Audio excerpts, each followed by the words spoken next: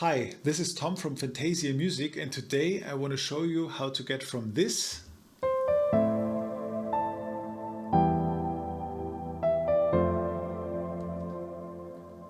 to this.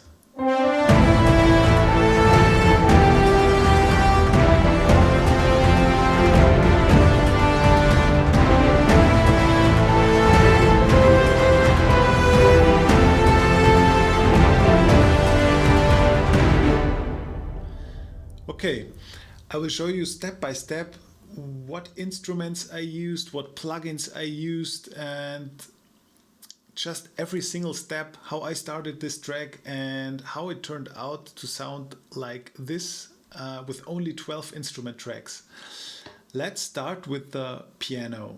That was my first instrument track, and I will just hide the other tracks that we can focus on the piano. For the piano, I used Native Instruments Gentleman, and I guess it's only the normal settings from Gentleman. And you can see I chose a very simple chord progression, A minor, E minor. You can see all the chords that I just selected, and I quantized them hard, so there's nothing, not much going on here really. You can see even the velocity is really simple.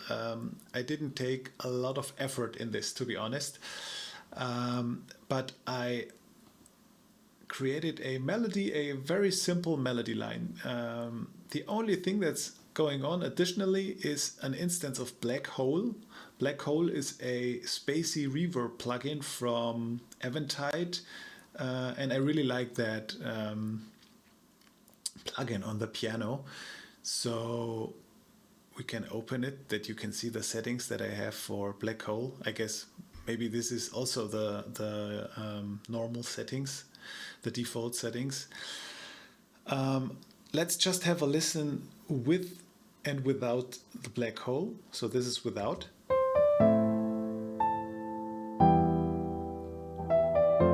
And this is with.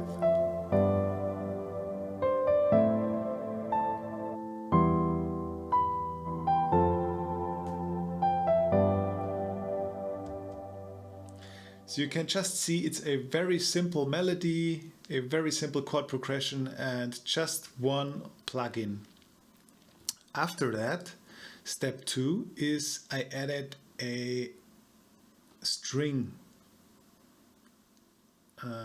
track, and for the strings I went with, let's see, with the Spitfire Symphonic strings, and I chose the long concertino blend.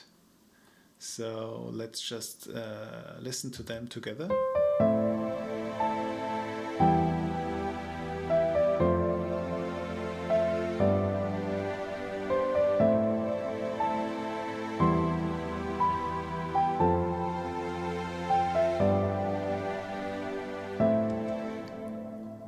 Yes, and you can see I almost used the exact same notes as with the piano.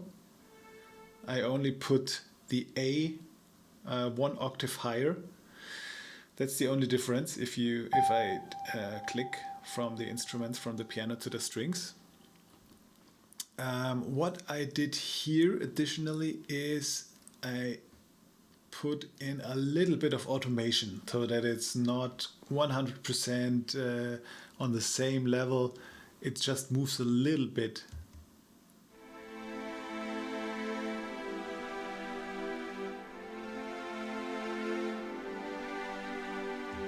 Okay, I think you can hear it. It's just that little difference, but I think a string track needs at least that amount of automation.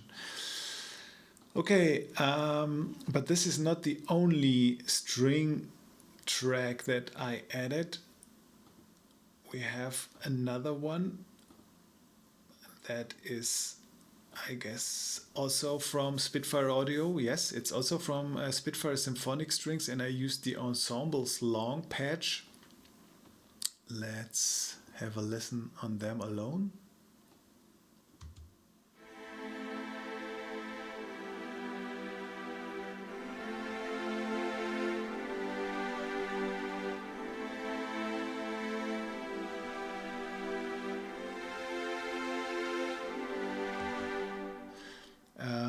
they just make it a little bit brighter.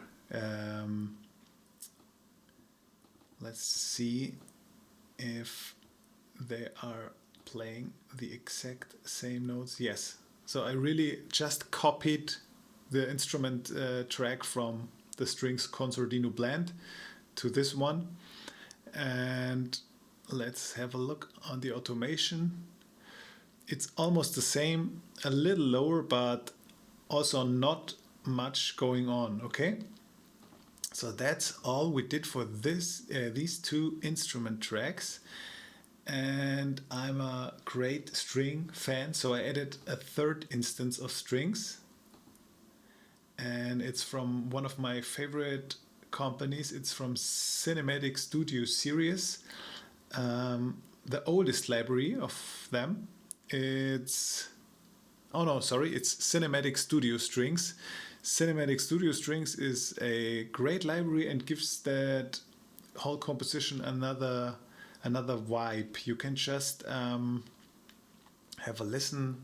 I will mute it and put it in.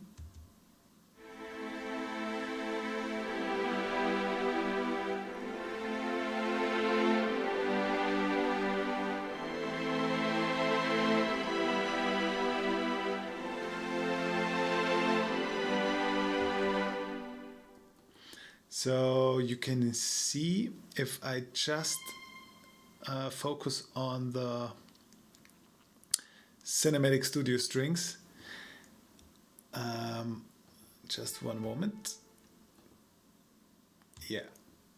The first half of the track, they play the exact same notes as the Spitfire strings. And the second half, I put them an octave higher. And you can hear the difference.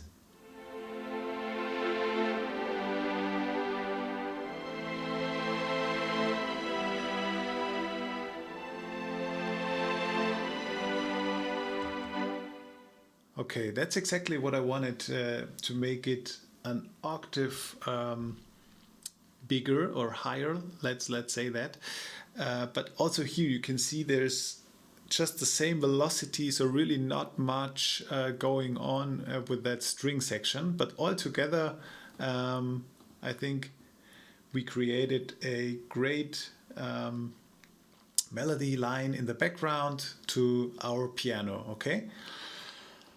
So the next part is to add some percussion. For the percussion, I also tried to keep it really simple, and I loaded an instance of Damage. I think Damage 2, I think everyone knows it from Heaviosity. It's an epic sounding percussion library.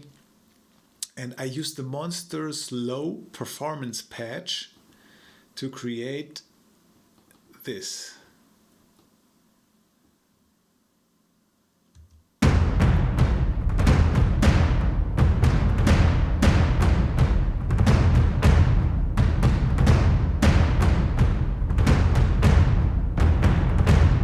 Okay, so let's have a listen to all of them together. I just have to solo them because otherwise the other instruments would play with us.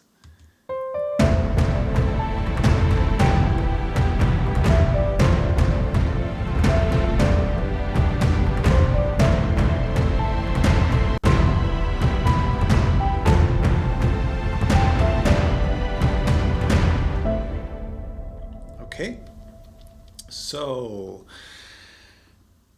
what did I add the next? I wanted to have something in the high percussion section. That means now this is the low section, but we need something higher going on as well. And I chose a very simple loop from Damage 2. So the loop is the fastest thing to compose because you just have to press one key and he's doing the rest by itself. Just let's have a listen on that loop by itself.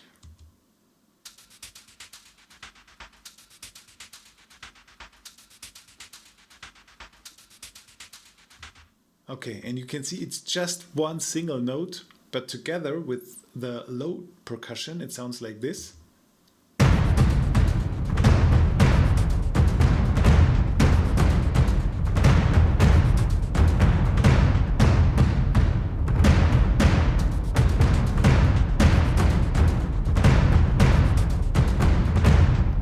Okay, so you get the idea. We try to fill all the different sections from the orchestra and all the different how is it called? All the different frequency spectrums. That's what I was looking for. Okay, so now we have some percussion in the low range and some percussion in the high range. Okay, let's add our next instrument, and I think I will skip the brass because it's very massive. I will go with the strings, the spiccato strings at first. For the spiccato strings, I also went with Spitfire Symphonic strings because the ensembles, or just all in general, the spiccato strings from Spitfire are really one of my favorite spiccato strings. I have to admit this. Just have a listen on them alone.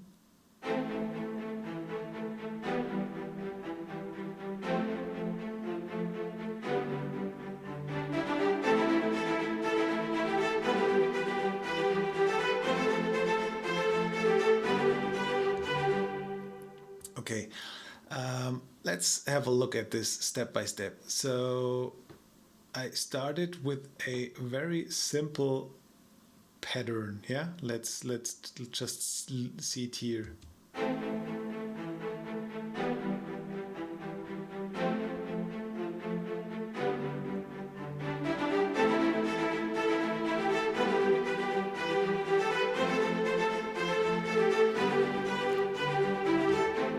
Okay, in the second part it goes higher and they're playing more notes, but I want to show you that it's pretty simple if you click on the piano as well, and maybe on okay, just on the piano you can see or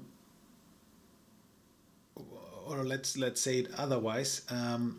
It's a great help for you to see the chords that you used, because you only have to take the spiccato notes on and have a look that they are on the same notes. So for example, the E is just one octave lower, but it's exactly the same notes as in the piano and also as in the strings. So it gives you it makes it a little bit more easy to arrange the spiccato strings. And one thing that I already showed in one of my former live composing tutorials was, if you click this button, edit active part only, it makes it much easier because you cannot change the piano.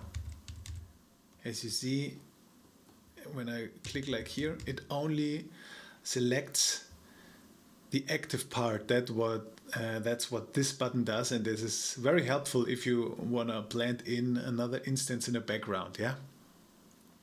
Okay, but this short strings, they still sound a little bit of not that powerful for the way that I wanted to go. So I added another instance, and for this instance I used the Afflatus roof chase strings spiccato. They are a little bit more aggressive sounding. I will show you in a second. Let's listen to them alone.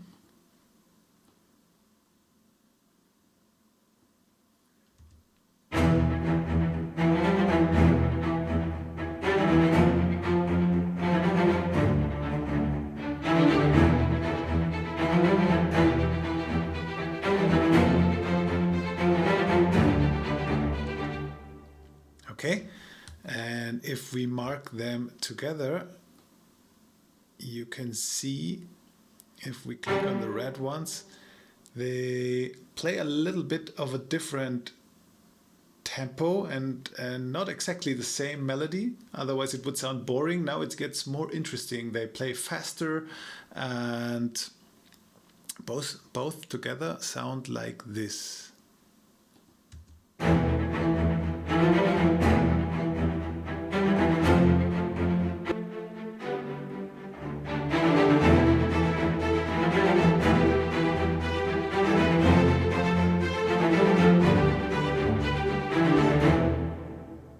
Okay, and now let's listen to all of these instruments together.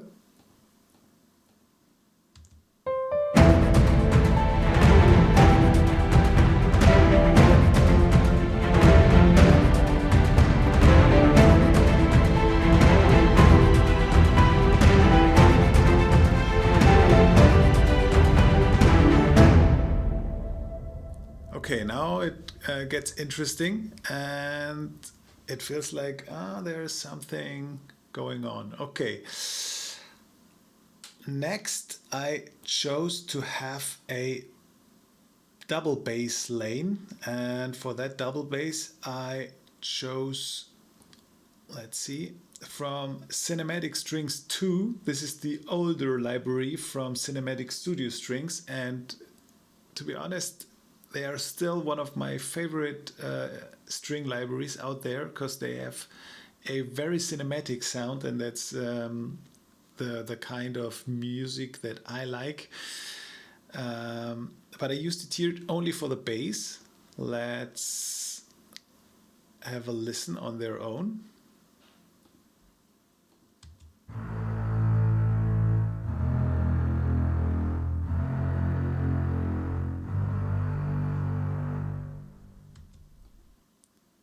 Okay, so as you can see, it's pretty simple, and also here, sorry, it's almost, oh, it is exactly the same.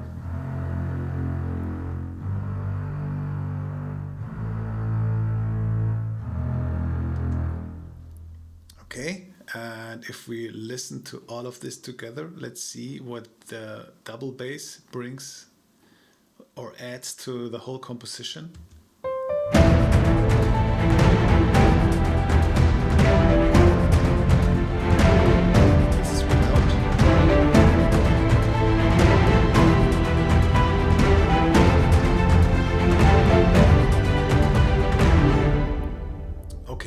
And if you want to get that trailer action vibe, that epic sounding vibe, I really like to put a trailer low brass under the double bass. And for this, I used the trailer low brass from Evolution Atlantica. It's from Keep Forest, and it sounds like this. So this alone is pretty powerful, but I only layered it in so we have the same notes as with the double bass. Okay, and let's hear the trailer brass alone.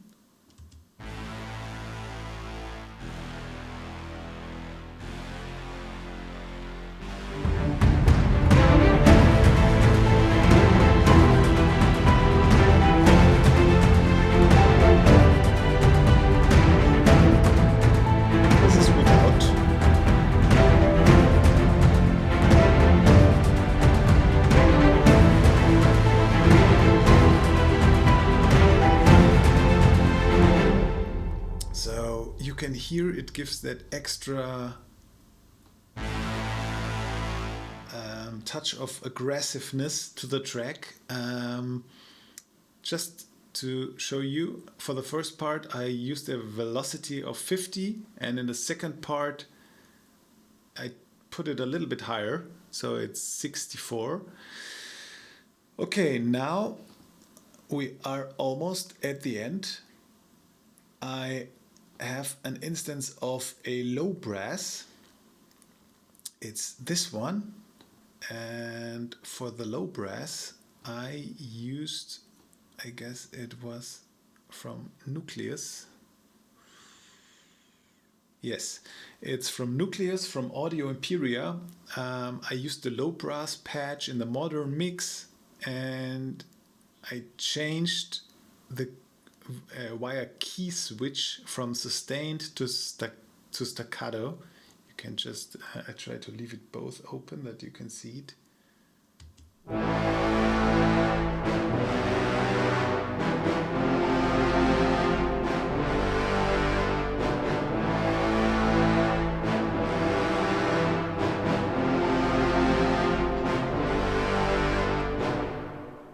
And here down there you can see the key switches that are changing. So it's also really simple. You can see the notes that I used, and yeah, it's just to give that epic low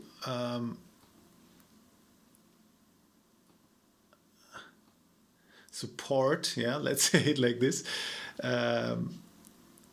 Let's listen to all of these together, and I will mute the low brass.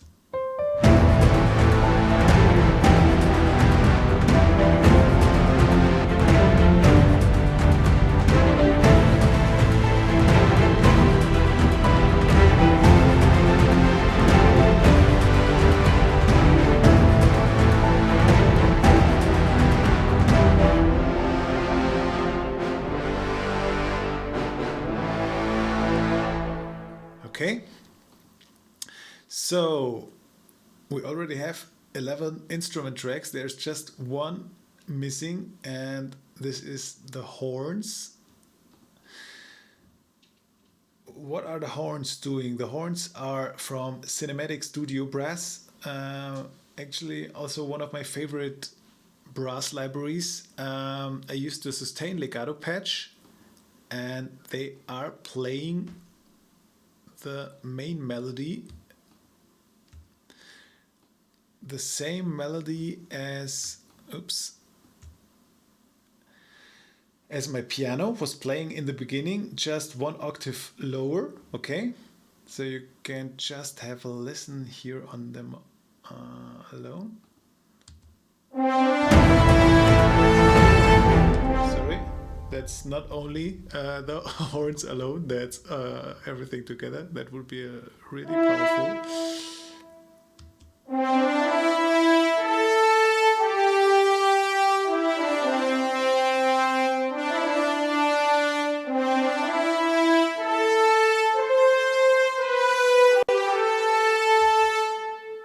Okay, so you can see they are playing the exact same melody as we started at the very beginning. Also our very simple chord progression. And yeah, as you can see, the modulation here, I changed it a little bit, but there's not much going on. To be honest, if I would finish this track, of course I would put in some more time and yeah, of course make all of these things a little bit more dynamic and yeah, play more with the velocities and with the expression and all that stuff. But for now, I think it already sounds pretty massive altogether, even if we did not do that much processing. Yeah, let's listen to all together one more time.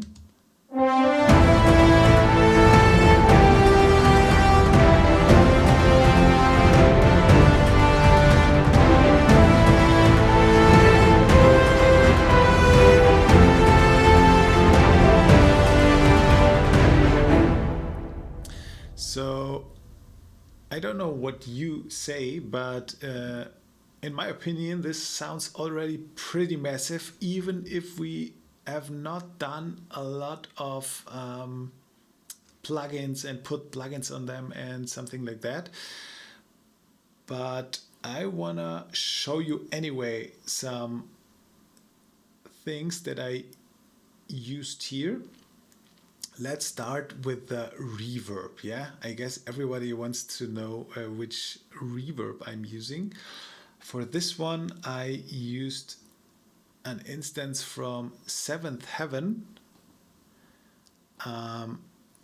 It's this one. It's a Hall reverb, the Boston Hall B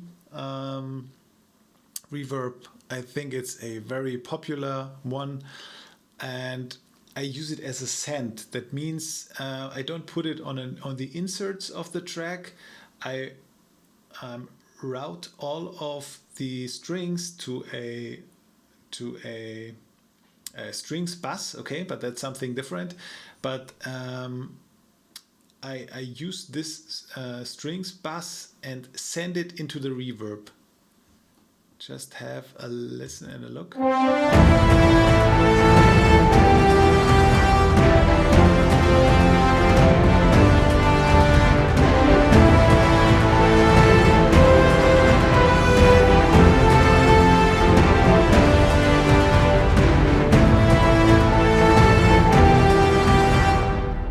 So it's just that little bit of a change.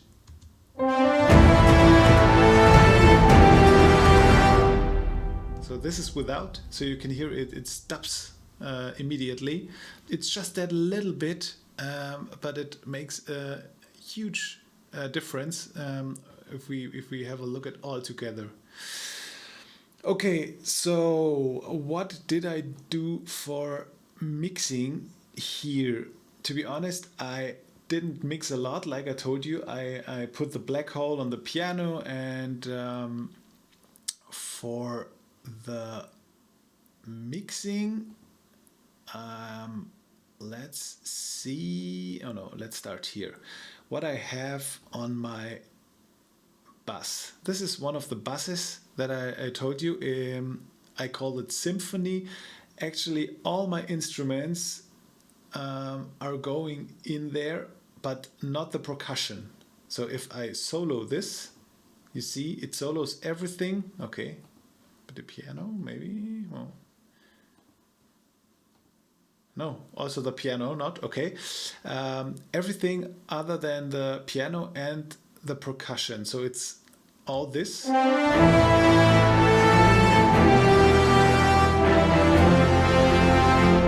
Okay.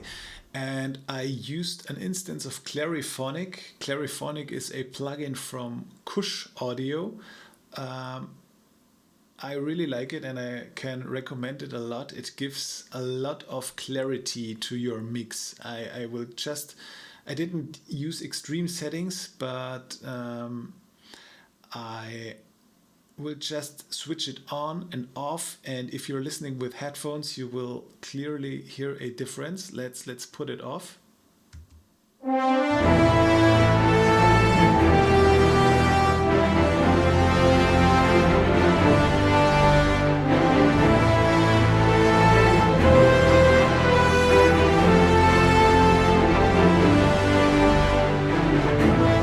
It's not much, but it is a little bit of clarity. Of course, you could also put it much higher to demonstrate the difference. Let's do it like this.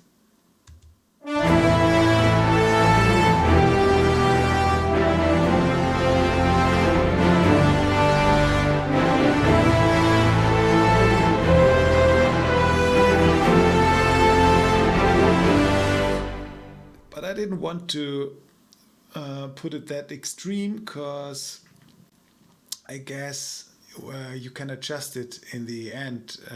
If you need more clarity and want it to have higher, you can adjust it anymore. But for now, this is pretty cool, in my opinion. And otherwise, I used an instance of Ozone, and it's nothing else than a simple EQ.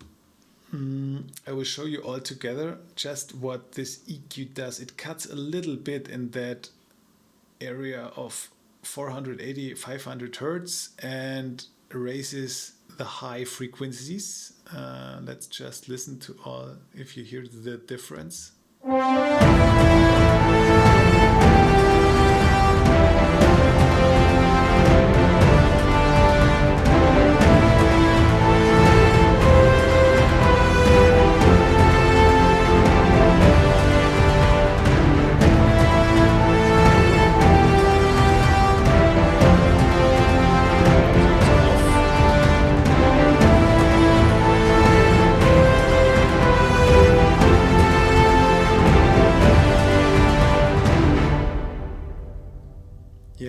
it just takes a little bit that muddy, blurry section in the middle and makes it all a bit more clearer in total.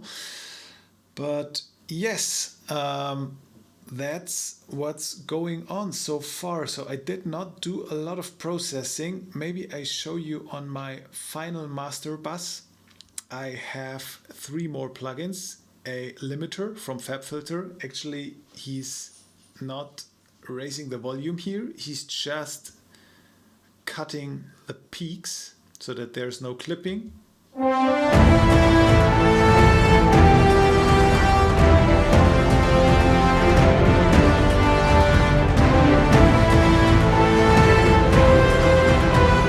Okay, so it's just here for limiting, let's say it like this. I have an instance of tonal balance control. I really can recommend this plugin as well.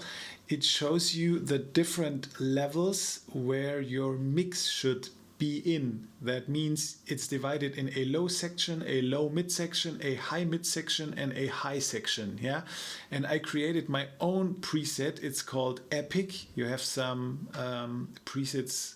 They come with the plugin, but you can create your own preset if you load in some film soundtracks, for example, that you really like, and let's just say it like this: you take tracks that you want your music to sound like, okay? So I put some tracks from Pirates of the Caribbean, Batman, The Dark Knight, something like this in a folder, and let the plugin analyze it. And so he created a balance section where all these kind of music tracks lay in. That means in the low section, film music has to be in this area. In the low mid, it has to be here. And if I, for example, I put orchestral, you can see they change. Yeah, and for every reggae, it's depends on the genre that you want to have. But it's pretty cool to create your own preset with the tracks that you want to sound like, because that helps you to see if your track is in the right balance. And in the beginning, I always had the problem that my lows were much too high. They were like sitting here. But if we have a listen like now.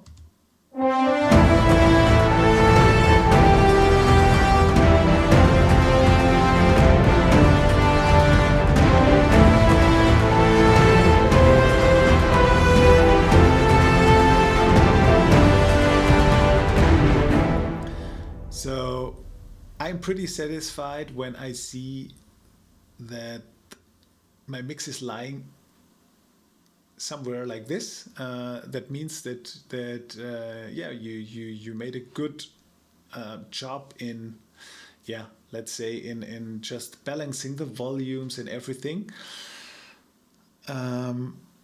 Yes, and what I have here as well is from Foxango Span. It's a spectrum analyzer, and it's free. Actually, you can download it for free. At least it was when I downloaded it, but I think it still is. And it shows you all your track in total. And yeah, let's just see how it looks.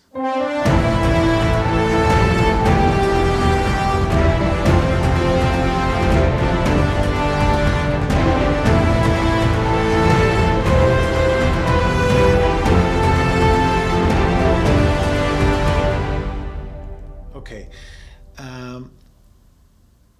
you can see here the form. It's like a little mountain, let's say it like this, from the low frequency starting and then going down to the direction high frequencies.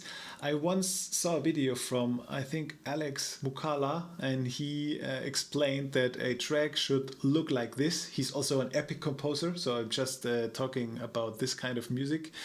But this also helps to control if your track is sitting well, the whole mix is sitting well, and if you have like a lot of peaks there, you can adjust them and see them visually if there's still a lot of work to do.